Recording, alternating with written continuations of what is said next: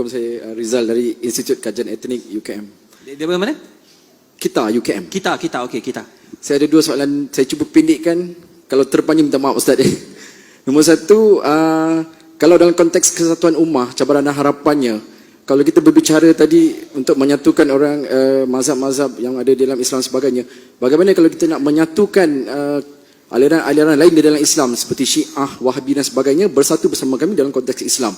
Itu yang pertama. Yang kedua, apabila berpindahnya ibu negara Israel ke Jerusalem, adakah itu petanda bahawa laluan untuk Dajjal daripada Isfahan, Iran akan terus bersemayam di Jerusalem?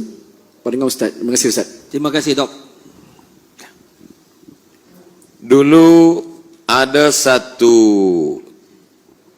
subjek di Al-Azhar namanya At-Tayyarat Al-Fikriyah Al-Mu'asirah, aliran-aliran pemikiran kontemporer dalam Islam, mengkaji satu masalah bahawa Israel tetap melakukan 5 hal untuk menunggu Mesias, juru selamat yang mereka tunggu-tunggu sampai hari ini.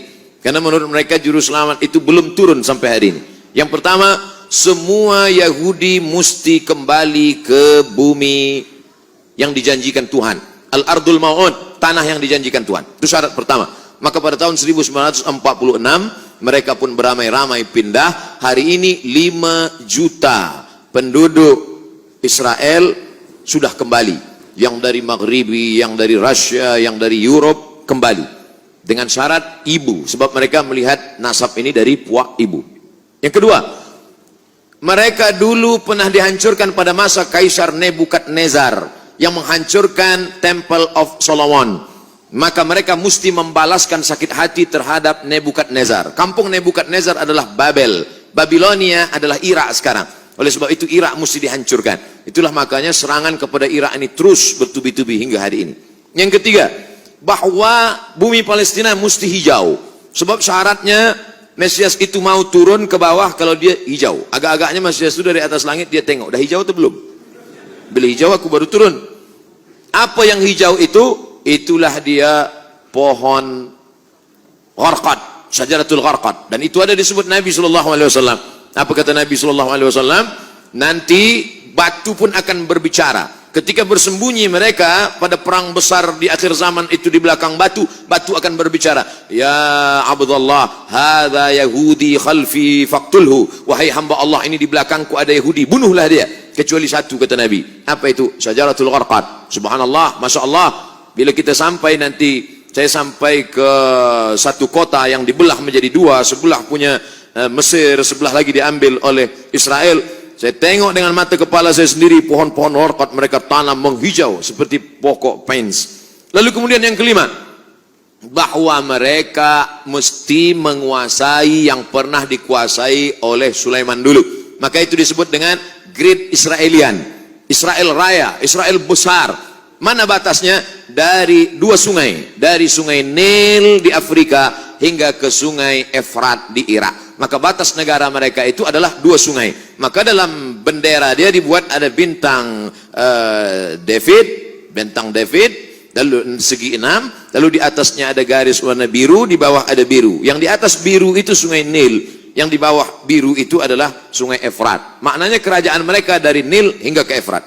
Yang kelima, kalau nanti mereka berkuasa di dunia, maka selain daripada mereka akan menjadi ghaim. Ghaim itu adalah keledai tunggangan. Yang bukan dia akan menjadi ghaim. Siapa dia? Maka mereka tidak mengajak orang luar kepada agama dia. Sebab dia adalah agama sekaligus nation. Beza dengan kita. Kita Melayu. Tapi bukan agama. Beza dengan mereka. Mereka adalah Yahudi sekaligus sebagai agama. Maka yang bukan mereka, bukan golongan mereka akan menjadi ghaim, keledai tunggangan. Itulah yang terjadi saat ini. Maka ini mesti disuarakan. Video saya tentang ini sudah diupload di YouTube, hanya beberapa jam saja, lepas itu hilang. Kalau tak percaya, coba upload.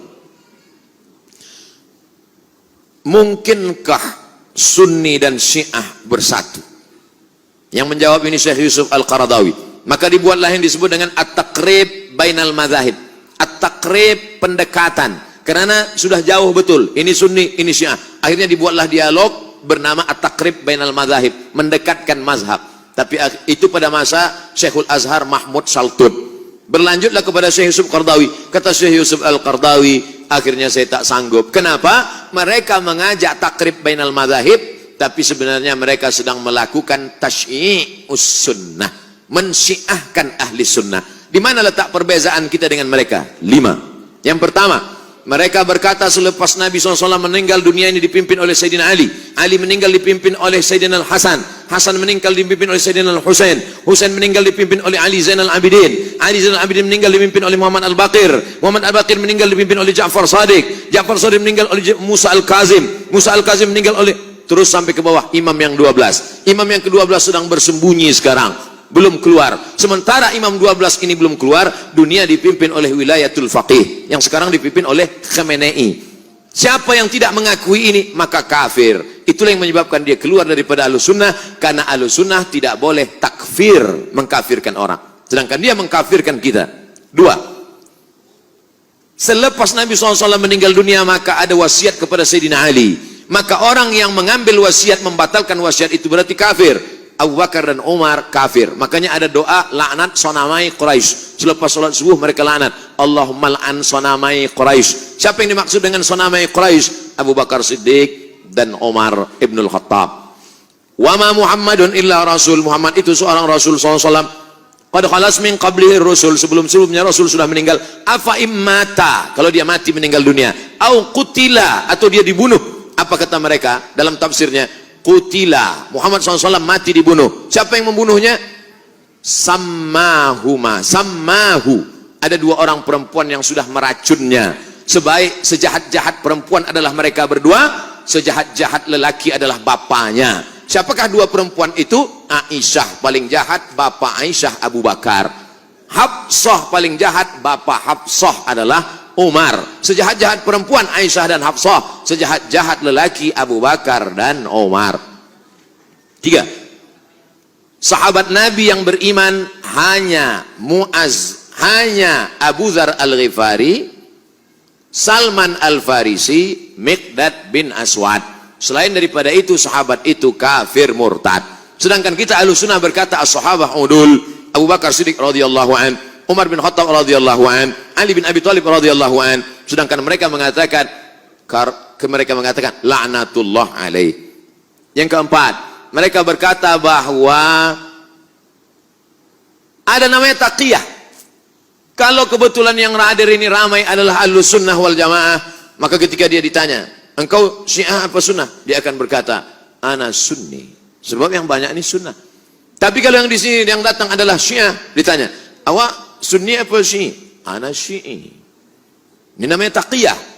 Kalau yang kebetulan datang 50-50, 50 Sunnah, awak apa? Ana Sushi. Sunni Syi'i. Taqiyah.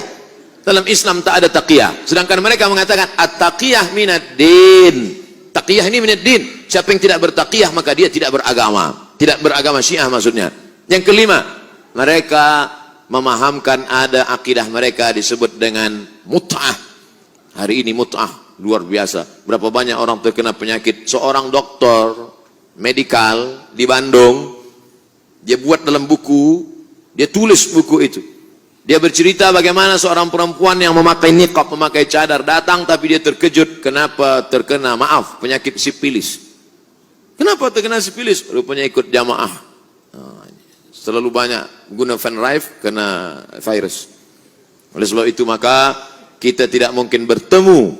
Nata'awan fi mattafaqna. Mari kita bersama menjaga persatuan umat pada golongan antara Hanafi dengan Maliki, antara Syafi'i dengan Hambali, antara Ahlussunnah wal Jamaah.